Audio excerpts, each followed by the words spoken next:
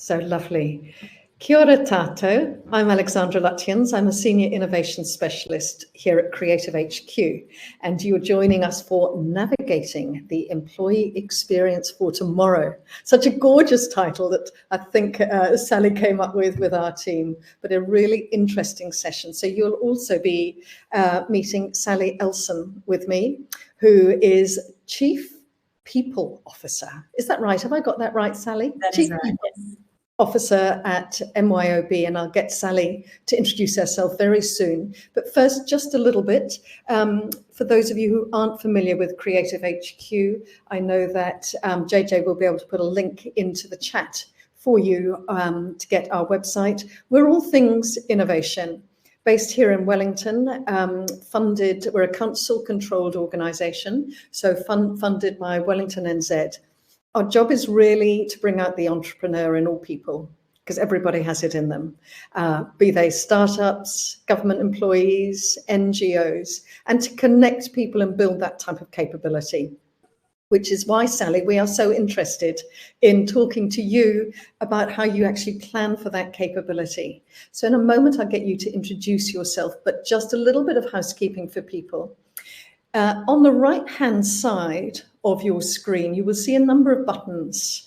Some of you will already have made use of the chat function to introduce yourself, which are the two little speech bubbles. Just above that is a circle with a question mark in it. That's for asking questions of Sally. So if you have a question for Sally, please use that button and not the chat function to ask, and we will be able to address those questions either as they arise, if they're topical to what Sally is talking about, or we've left plenty of time at the end for further questions. So that's a little bit of the housekeeping. As you know from the session today, from the title of the session today, we're going to be finding out about designing the employee experience of tomorrow, but in particular around strategic workforce planning. So, Sally, can't wait to hear what you've got to say, but could I ask you first off to give people a little bit of a background on you and also on MYOB? Yeah, sure. Thanks, Alexandra, and kia ora, everyone. Thanks for joining us today. So a bit of background. So I'm Sally Elson. I have the absolute privilege of leading the people experience team here at MYOB. I regularly say I have the best job when you are responsible for the people and the experience in an intellectual property business. It's pretty special. We know we can't turn up the machines and produce more at the end of the line. It's all about brains and and ultimately we also know how people work together becomes the productivity, but we can have a lot of fun along the way as well. So quickly on me, my background, I'm a change junkie. I have probably spent my career following different types of change and looking for learnings along the way, but I've kind of stuck it in organisations, been across a number of different industries, but absolutely love tech and where that is at because it's moving quickly and it's all about people. So I'm lucky with that. A little bit about MYOB. We are the original startup, so 32 years young. One of the first, the first technology company in Australia to hit the $1 billion market cap rate a number of years ago.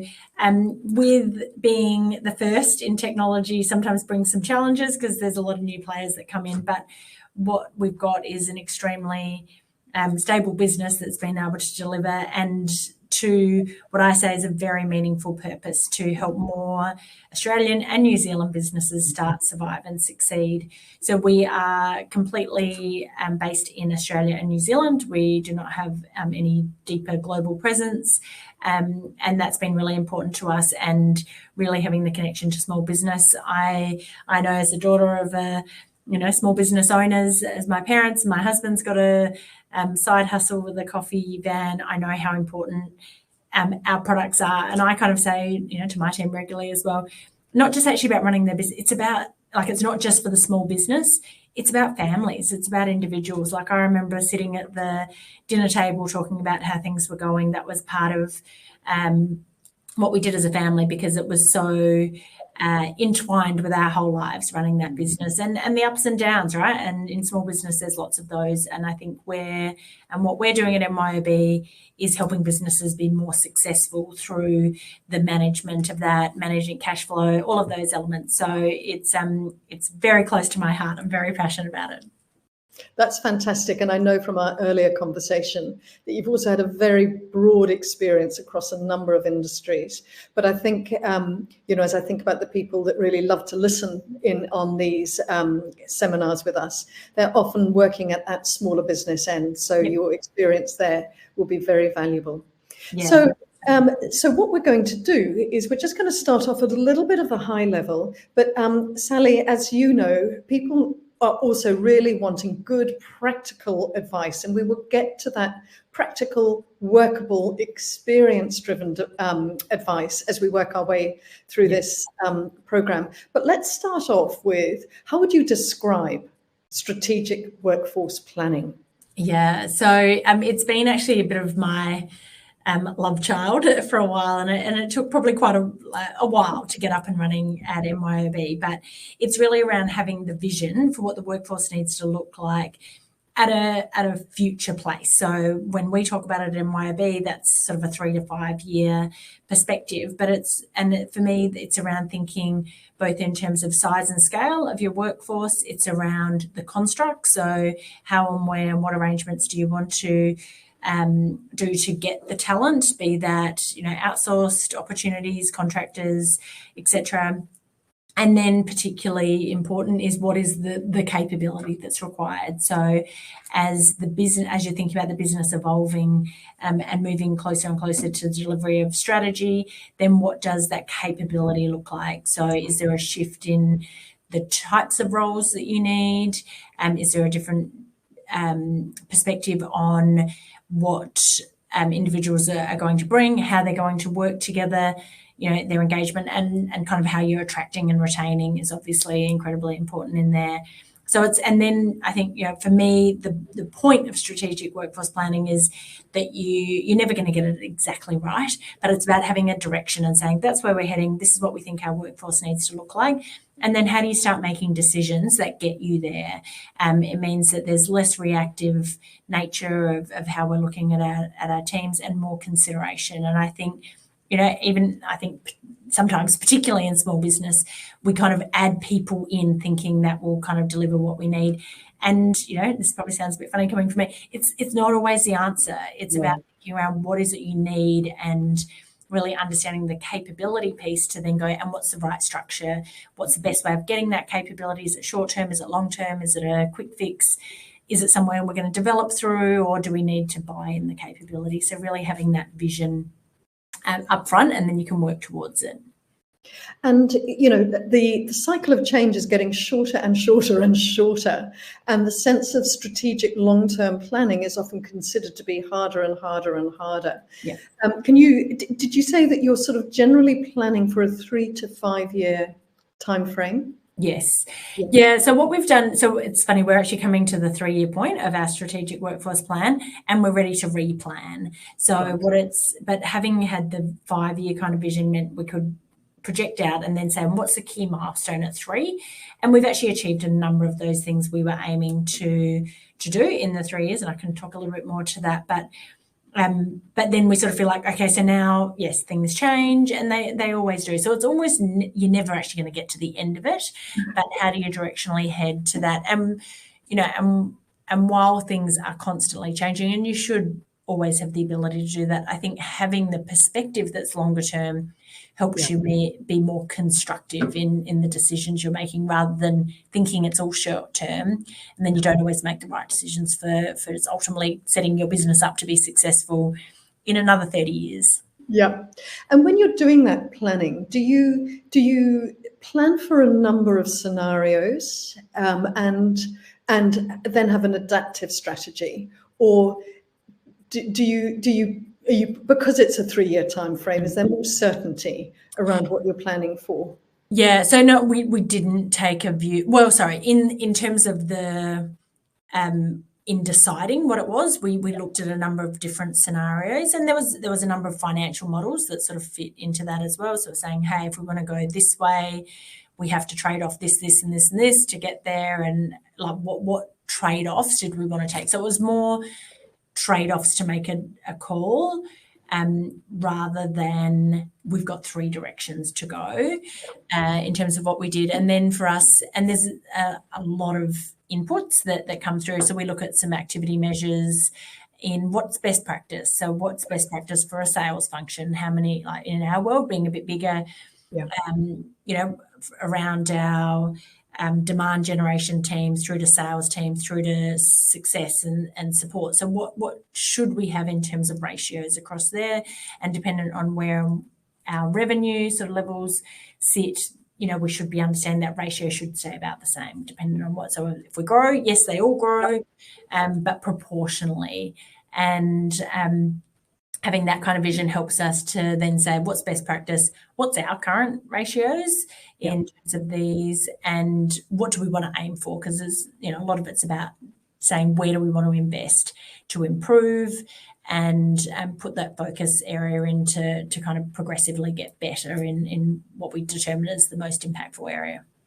Right. So there is so you have your strategy, 3 to 6 years, reviews maybe along the way at the 3-year mark, and measures that you've put in place that you are monitoring and adapting as you go for best practice. Fantastic. Wow. Yeah. And so, and maybe, there's definitely those measures. So as I said, we talk about sort of size and scale. So that's about those ratios and the size that we think is going to be appropriate for us to deliver on what are our revenue aspirations. Then we would think around like how, so what's that split between where we're going to leverage consultants versus our own team members, and how do we make sure that we've got the right mix there that allows us to progress forward quickly but scale when we need to.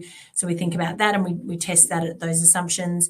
And then in that talent sort of bucket, we have a look at what is the capability, and within there we determined like these are the 4 functional capability areas that we really want to focus and we need to build. So we had programs in place both in terms of talent acquisition but then also capability build. And then we had kind of values mindsets that we said, okay, we actually want all of our team members to have a great customer focus, strong commercial acumen, and a really high focus on team effectiveness. So we did a lot of work consistently with everyone then across the organisation. So there'd still be things that are going on within specific functions for them to keep developing up their capability, but that was at an organisational level. Yeah.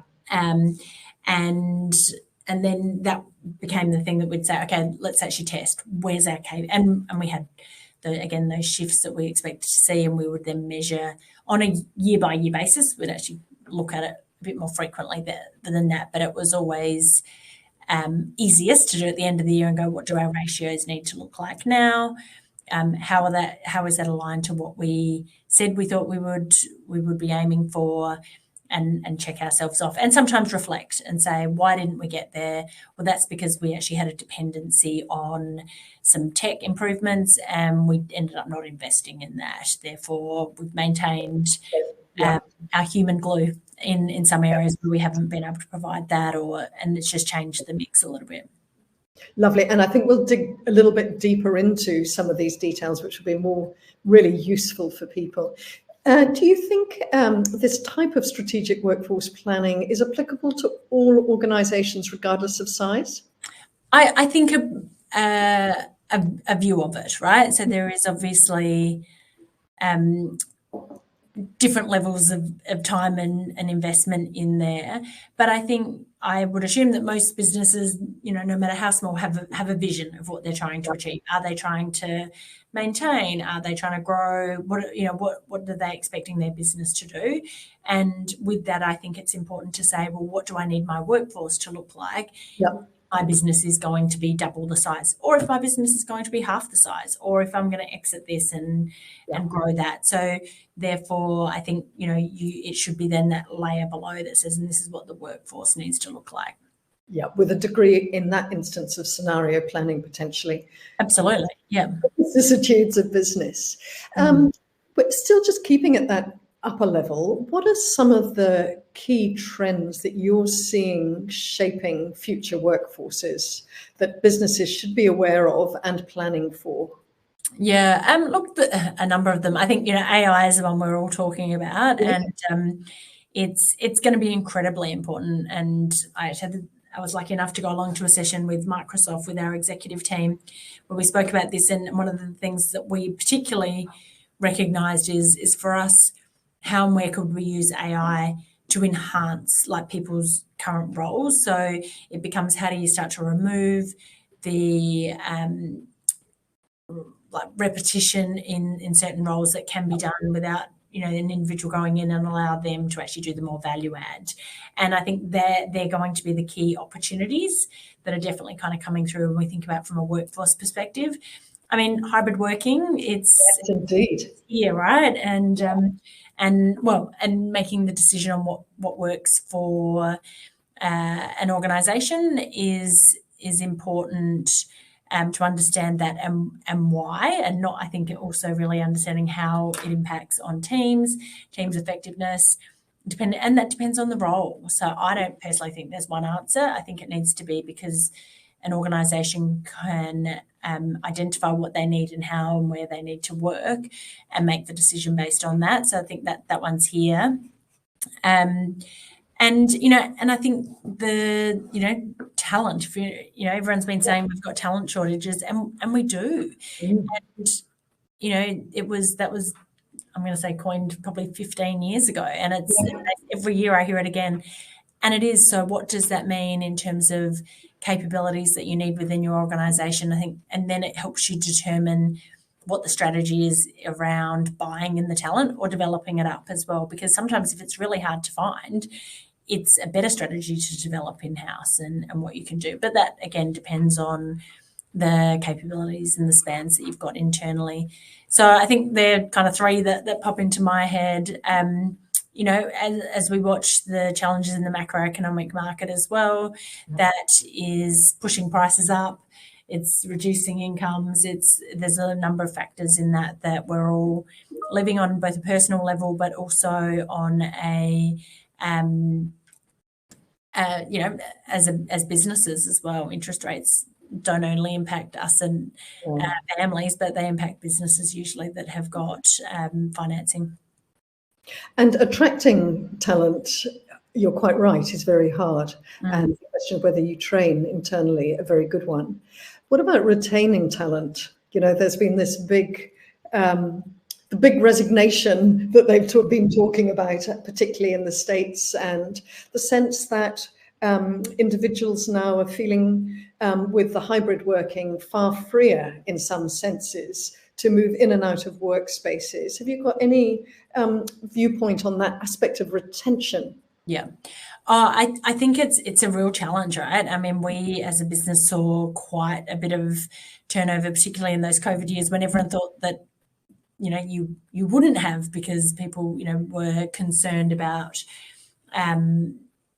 security and the like. Now, as a tech company, I joke and say literally a developer can close their computer, send it back with the courier, and have the next one turn up, and open it up and do a very, very similar role if you don't have a broader employee value proposition. So that becomes, I mean, for me, like, there's community, there is, we talk about at MYOB, we want everyone to come to MYOB, and if and when they leave, they're in a better place because of being with us, and we are in a better place for having had them.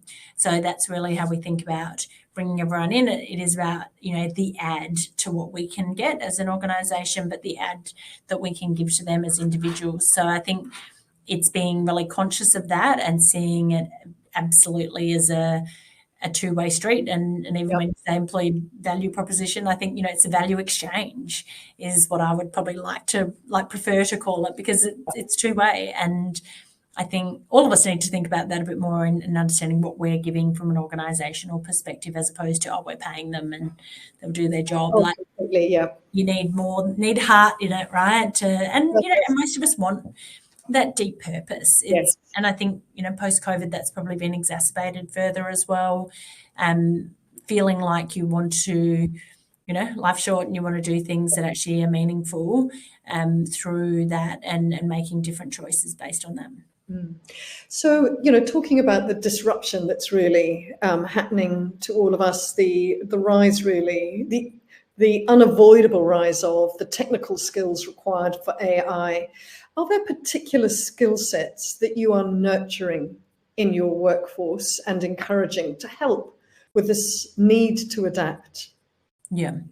It's interesting. So I think there's skill sets, but I also kind of describe it as like, I think the biggest challenge with AI is going to be behavioural change. So, none of us quite know like what you need to do with AI and what that's going to mean, and we're all learning and we'll all be learning together.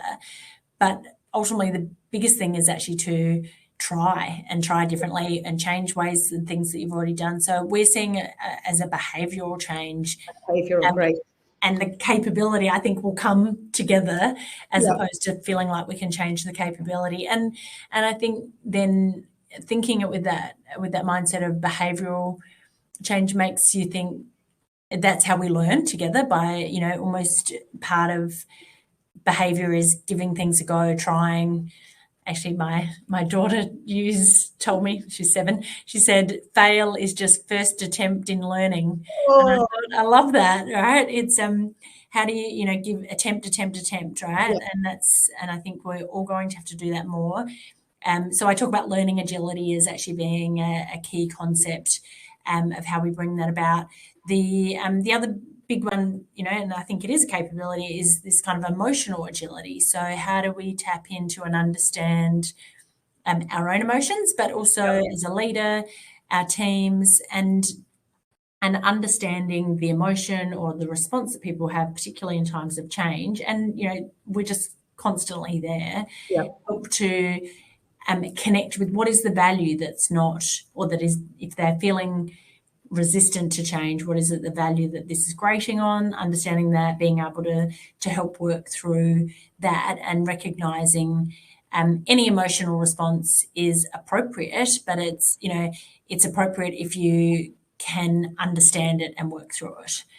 And with these behavioural change mindsets, are they programs, therefore, of mindset agility that you build into your development plans and things like that? I mean, do you specifically build around these?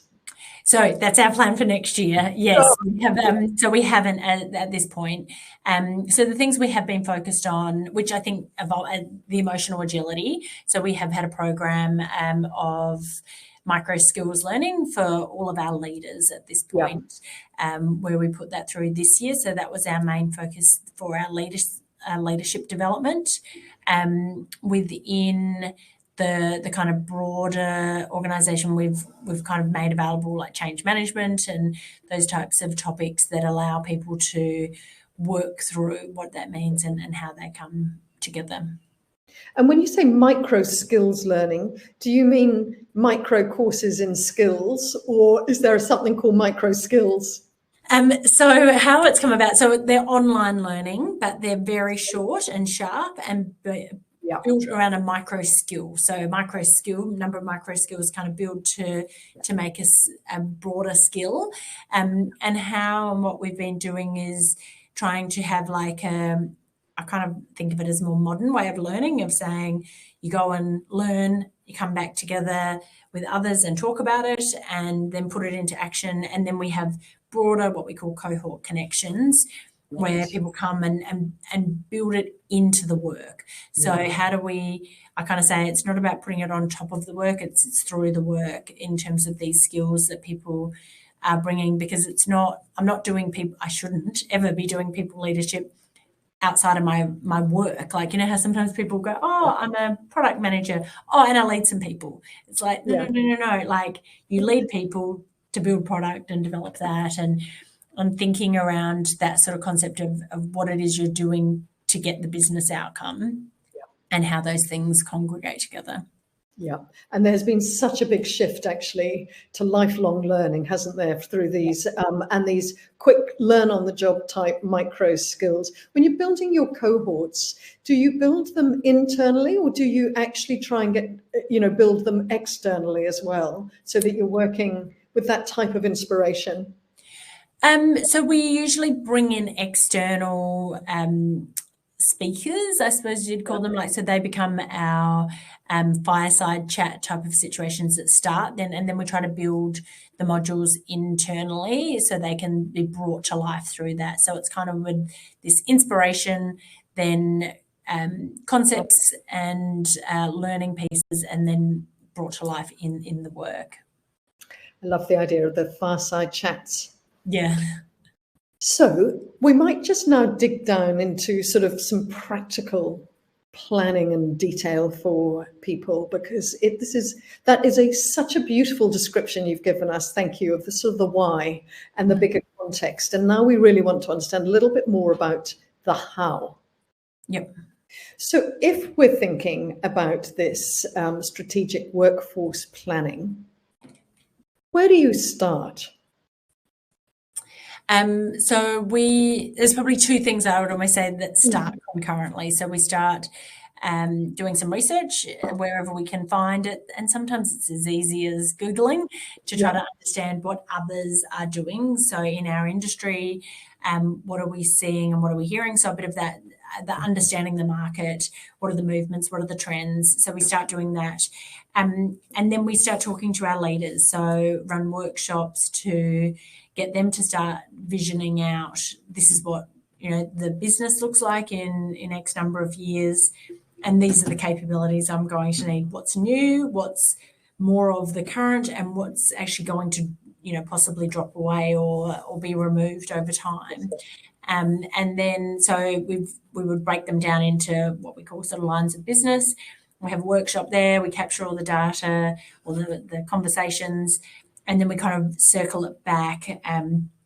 And when we do strategic workforce plans for our size, we end up with an organisational plan, but then we have plans in functions as well. So that's obviously then more specifically there. But the roll-up becomes, what is it that's consistent? What is it that we need to do? So commercial acumen was probably one of the capabilities that we identified in the last one, that we said, right, everyone's saying we want to build the commercial acumen of our team members. So we then built programs out. We recognised that product management, from a technology perspective, we were a little bit like, it's funny, product managers, there's kind of some now, but there was never really in the past courses that you studied to be a product manager. You actually usually evolved through being in sales or here, and then you ended up there. So ultimately what we had is people that had come in with very different capability set, which is great, but they weren't necessarily even following the same process, which meant their interactions with others and how they were doing it was quite bespoke, whoever by products and what that was. So we'd identified that as saying, this is actually slowing us down because it's hard to pull together in a product roadmap and those things in a more holistic way. So we put in place a program of work that was around developing what is the product management way at MYOB. So that was a process, and then within that there was also a capability build. So this is, even at an organisation level, we said this is really important. So while we went deep with our product managers and building their capability and this process, we then had what I'd call kind of product managers for dummies across the rest of the organisation. So everyone understood, because we said this is critically important. We are a product business, and we should all understand and know how that works, and all know what our role is in driving and enabling the development of our products. So that became a big sort of piece that we'd identified through these conversations, because it kept coming up, and it was something that was definitely sort of holding us back. So through those, and then I work really closely with finance to say, right, well, if we kind of make all these shifts and changes, what does our organisation cost as an intellectual property business? The salaries are our biggest cost. So it's a commercial piece as well, because what I don't want to do is say, hey, this is the organisation we need to have, and it's grown by, it's doubled in size or something like that, and and then finance go, oh no, I'm going to tell everyone to cut costs, right? That's not going to work, and it throws out the plan completely. So then partnering there to say, what does this need to look like? How and where do our changes happen, and how do those kind of costs flow as well?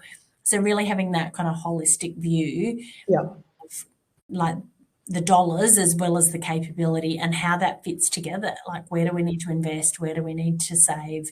What enablers do we need to put in place to get, these shifts and changes that will ultimately deliver better customer service or whatever that needs to be, but kind of having all of those elements in one pager almost. So you do your research, you find out your leaders, you find out your line of business particular needs, you determine what a whole of organizational capabilities that need to be, that are going to be critically important and built across, as well as specialist skills. And then you basically cost it. And this is done in line with, so this is a 3-year plan, or so this was the 3 to 5 year plan, so then and aligned to our strategy, so we knew what we were trying to deliver from a business perspective.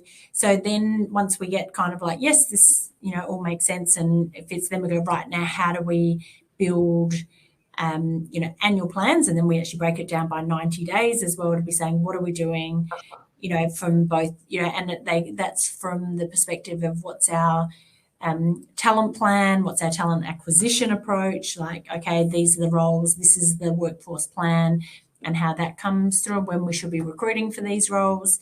Then we have what's our capability approach, how are we going to deliver those, let's break that down, and what's consumable from the organisation as well, right? You can't do all of this at once. And when and where should it be happening? So we had, with our product improvements, it actually was shifting our balance between support and what we call success. So success is a proactive approach of helping our customers to use their products better. And because, our products improve, there was less need for support. So it's, right, how do we develop these people that are actually already know our products quite well to move into those roles? Right. So it became, so then we actually had some targets, and we said we should not be recruiting any success roles from external, because we've got them internal. How do we make sure that gives us a career path? And then we had the development programs that were available for those people to develop up their skills to be ready for those roles as they came up. Oh. So that was kind of like being, one of these air traffic controllers by the sound of things. And a little bit, right? Like this, but so you could sort of, and lots of it is chipping it away as well. Yeah. There's, you don't solve it tomorrow. And that's almost the whole point. And what's been, I think I would say, incredibly fulfilling over the last few years is we have stayed the course.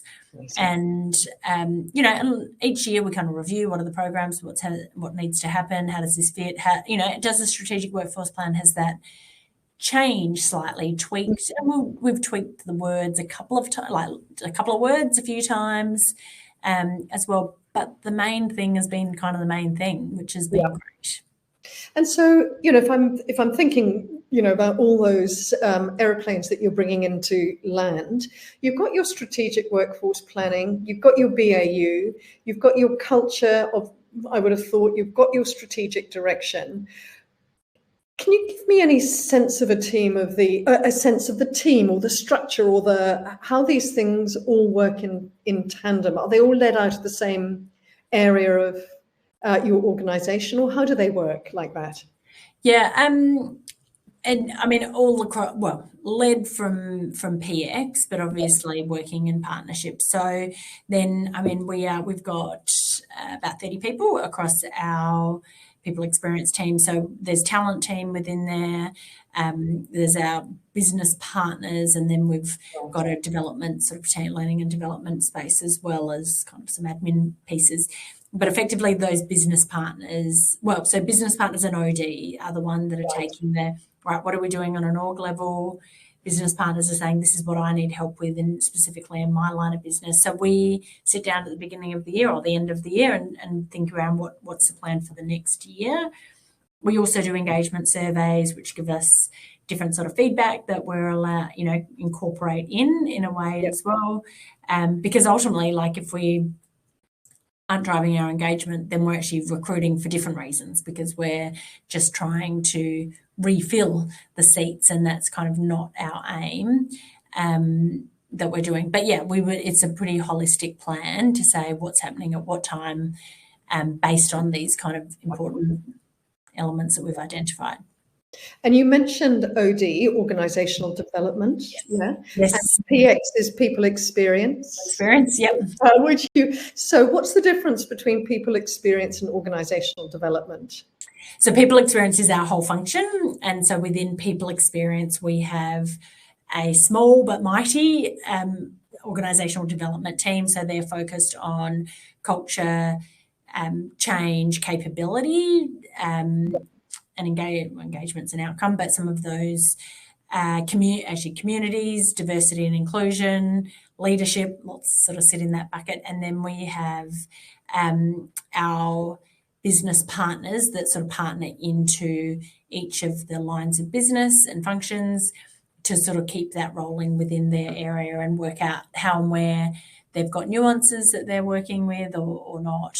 And then we do have sort of another, the talent team, so it's talent acquisition. Yep. And I mean, we also have a couple of team members who are focused on our, we have what we call protege program, so like a grad program. We've also got some diversity and inclusion programs of work, which is around bringing more women into technology. So we sort of do some work there. So there's lots of different kind of pieces, but ultimately for me, if it doesn't sort of fit in what is our profile, and I mean, we've got other kind of elements and targets within our profile that we want strong gender balance. Yep. And we kind of look at that on a number of different layers. And, the inclusion components are things that come through as well. So they kind of form other targets that we're setting ourselves.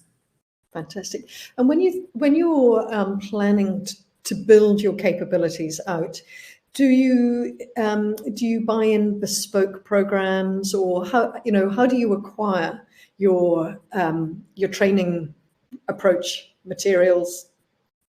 So we actually partner with LinkedIn Learning. So we have the ability for our team members to access online learning whenever they like. So that's actually, I would describe it probably as the majority of our offerings. So people can find their own programs and work through that.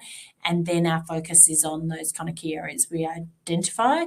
And it depends on what it is. So we have partnered with an external that's done some decision-making programs of work that we've pushed out across the organisation. We've built our own in terms of the commercial acumen side of things. We built our own, partnered a little bit on the team effectiveness piece as well. So it's a bit of both, and we sort of it depends what we're trying to achieve and what's our internal capability versus the expertise. So I'd probably say it's a 50-50 situation, where we'd do half of it probably ourselves, and then half of it we would partner. And with something like LinkedIn Learning, where it's self-drive, is it? Yes. Yeah. Yeah. Do you find that you need to encourage or create pathways for people? How does that go with people self-managing their learning? Yeah. So there's probably two parts to that. So we do have onboarding programs and particularly in certain parts of the area, like in certain parts of the business, which it has been sales and support. So they have got learning pathways and learning journeys that have been created. And when they start, they get access to that, and they kind of work through that. And from time to time, we'll push out some learning journeys as well if there's something specific, but then it becomes self-learning side of things. Yeah, and people do. So from this gorgeous experience, thank you, Sally, you're sharing with us, what are some of the watch points for people embarking on their strategic workforce planning?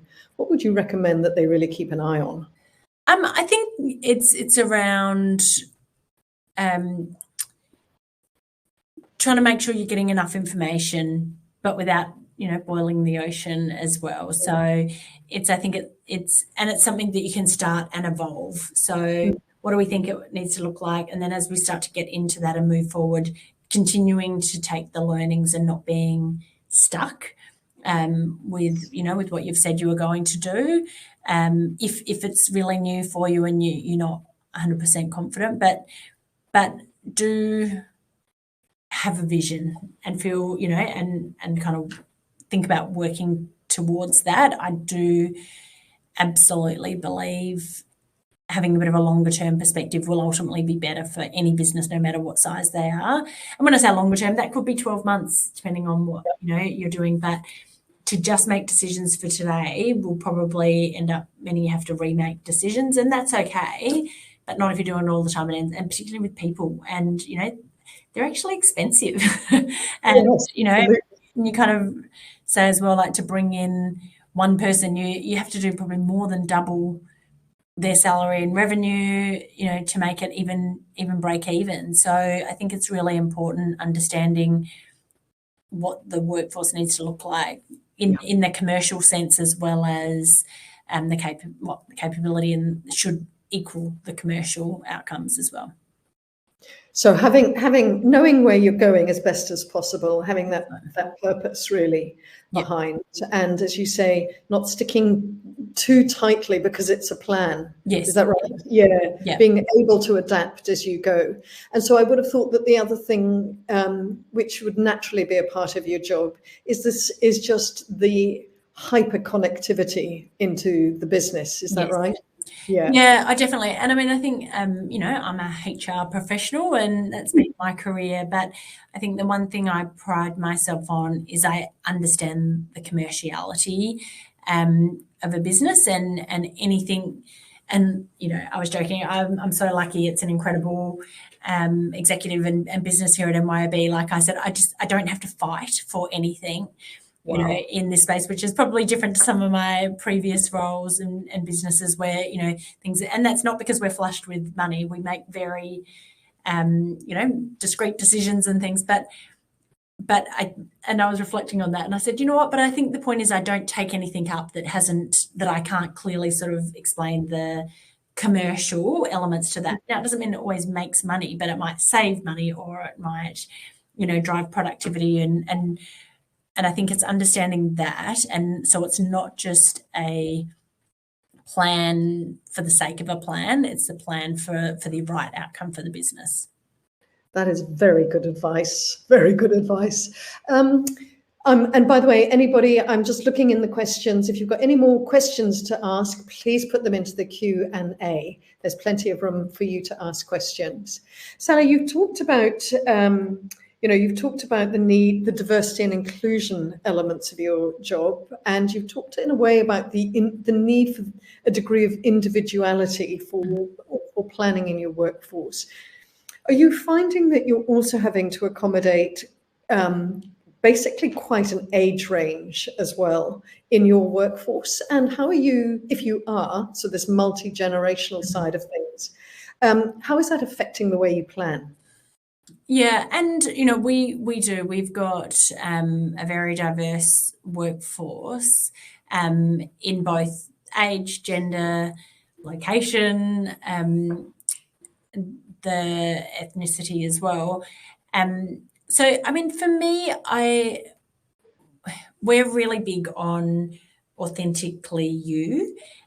So I wouldn't say I've specifically got situations or things we've had to deal with because of intergenerational challenges, but I think that comes from the point that we are very open to diversity, and therefore, people are much more individual in terms of how we want to understand everyone, and we want diversity. So for us, that's actually really important, and we reflect our customers. So they are all ages, all genders, and all the different kind of elements that we can be as individuals. So having those perspectives actually make us better at delivering for our customers. So I don't see it as a problem. It's for us, it's probably more of making sure we have that. Yeah, I love that. And I think what I'm interested as a follow-up to that question is whether in delivering as individually as you can, whether you are finding that there are generational differences in terms of what people want, or whether it's a life stage. Are you finding anything by way of a generalization in that? No. Good. Good. Yeah, and I think, and I say that because so we're hybrid, but we're in the office 2 days, or at least 2 days. So when we say at least 2 days, it means that those that want to be in the office more can be. It allows, and how we determine the 2 days has been by teams. So they work together to say, yes, because we know that the benefits of coming in on the, I always joke, if I'm going to get up and get ready and then I get into the office and there's no one else there, that's a bit of a waste of my time. I could have sat at home and kept my slippers on. But so that became really important to us, and we say we are a relationship business in lots of ways, or we fundamentally believe in the value of teams and working together, and that sort of diversity and inclusion in a broad commercial sense. And so I would say that teams work it out, and and they're all. The one thing we get beautiful feedback on is how nice we are at MYOB, and when new people start, they're like, oh, everyone was so helpful, and that's something we're really proud of, because we really care about each other, and kind of we say if you're a dickhead, you're not going to last here, because it just doesn't work. Like, we work together, and that's important, but we care about people. So we understand if you've got pickup on Tuesdays and you can't change that, then Tuesday's not going to be our day. And, we've all got to give a little, but it's about the ultimately the team and what works for the team. I love that. And if, your customers will experience how you are, won't they? So if you have that insight, that's how your service will be too. So given that you've, got a good handle on the hybrid workforce, and you've just talked about actually the adaptability at a team level, and an organizational level, have you had to do any other particularly obvious work adaptations as a result of hybrid working? So being Australia and New Zealand based, so Melbourne is our head office, but and half the workforce is probably here, and then the other half are spread Christchurch, Auckland, and then in Sydney and Brisbane in Australia, and then a couple of smaller offices as well. So we always worked well in terms of like hybrid, I would say. And I can remember my first day here, my buddy told me, like, when you set, like, this is going to show how long I've been here, when you first set up a meeting, always click on add the Skype link, because that was what you did, because you never assumed anyone was going to be in the office necessarily, and it meant that we were always allowing for that. Now, we were in the office a lot more than probably what we are now, but that was really normal, and that's because my colleagues in Auckland, and we're connecting, and we have that, and we even back then we were making different choices. If you knew you had kind of that going on, you might sit at your desk so everyone is equal. You're not having 5 people in a room and 1 person on the screen. That's quite an uncomfortable sort of situation. So we were relatively good at that to start with, and then we went through hybrid. And look, it hasn't been easy getting everyone back, and we've had to done lots of challenging conversations in determining what's the right thing for us and the team. Like, so we need to sort of say customers, MYOB, team, you all matter, right? So how do we make sure we're trying to find the outcome that's, it's not going to make everyone 100% happy, but what is it that meets all of those needs? So yes, we've learned some ways of doing things, but for us then it became, how do we make sure we are consciously thinking about the days we're in the office, what we're doing, how do we make sure they're the days you have less meetings, and you're actually talking to people, and the day, which is quite a change. I always used to say back in the day, like the days I worked from home, I wanted no meetings, so I was doing deep work, and now I go, actually, so yesterday I did work from home, and because I looked at my diary, I had 2 meetings that I knew were online meetings, and the rest were kind of different things I needed to get done. And I'm like, wow, I'm going to stay home because this is deep work. I can do that. But then the days I'm in, I try to make sure I'm just chatting to my team, right? Because that's all the incidental contact actually makes us better at what we do. So really, and that's been another focus. How do we help people work best in that hybrid space? Because again, I think it's a behavioural change. It's a mindset perspective, and then comes the tools and the ways you use that to make sure it's the most effective. Lovely. And you, as you say, you had the significant advantage of it already being a behaviour for you, whereas some organisations have had to completely adapt. We really did, yeah. Look, I think we're pretty much at the end of our time. Is there anything I've missed that you think this would be really worthwhile people knowing from my experience? Things I've either learnt at my cost or I've been delighted by because they've worked so well. Sorry, can you say that again? I can. I'm sorry, I didn't time you this question. Are there just as a sort of a parting gift to the people listening? Are there things that you have been just delighted by that you've done because they've delivered more than you thought that they would, or they've surprised you? And concurrently, are there things that you've learnt along the way that you think is really good advice for people working out in this space? Yeah.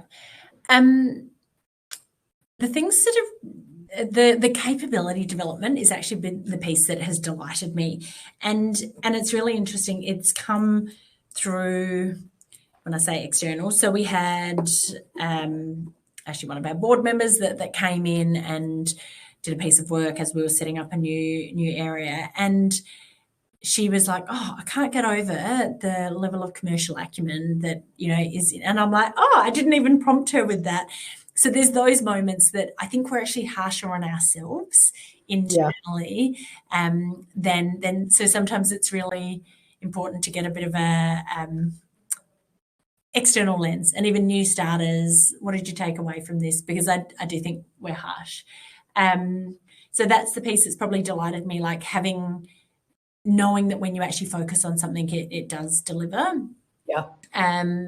And from a commercial perspective as well, we've landed where we wanted to, and I fundamentally don't think we would have without like what I call a big event that would have been kind of cost out and this and that if we didn't have this plan.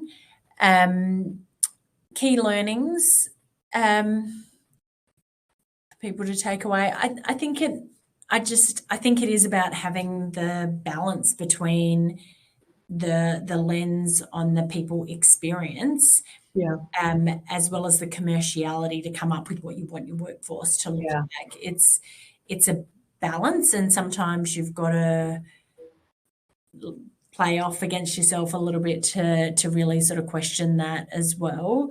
But I think that's what's important. And keep banging on about it. Like it's not been easy, and I'm not going to say everyone's like 100% on board and talks about it, but it's the moments that you get, seen, and our shareholders and things like reciting back or saying back SWP to me, and I'm like, oh, I've made it, because I just kept saying it, kept saying this is part of our SWP, or this is not part of our SWP. We're not doing this. So it helps you define boundaries often. Yeah, and it creates organisational language as well. It really does. And someone's popped in a quick question, so I'll quickly get your thoughts on this too, which is around innovation. Mm-hmm. We talked about commercial acumen. Yep. Is there an interpretation also of the word innovation for your organisation? Is there an element of that in this adaptive workforce, or? Yeah, oh, definitely, and I didn't call it out specifically, but it probably fits actually within when I talked about our product management side of things. So for us, that is about innovating. It's about determining what is the future product, and for us, it kind of starts with the product management. Now, it should be absolutely in all roles, but I think innovation actually, like having a process to be innovative, is actually really important, and sometimes that can seem counterintuitive, but and we call it the discovery and delivery process.